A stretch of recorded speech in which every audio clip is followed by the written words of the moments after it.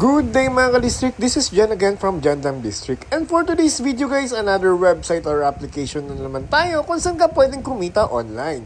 Just set expectation guys, ginamit ko muna tong application or website na to para ma-proof na paying talaga siya.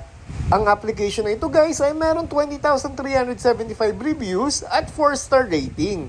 By the way guys, ito pala ay pagtitake ng mga survey at pwede mong i-download ang application through App Store or Google Play.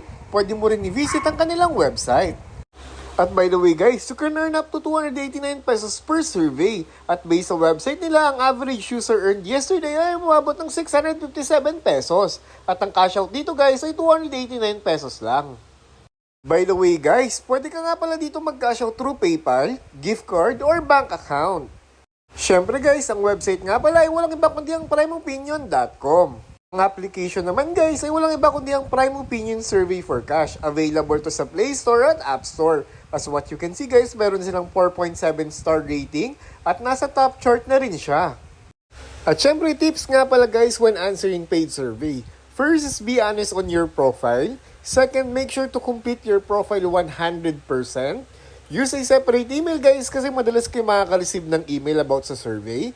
Stay consistent sa pagsasagot ng inyong survey. So for example, nasa profile nyo is 25 years old kayo. Dapat pag magsasagot kayo ng survey is 25 years old din yung ilalagay ninyo.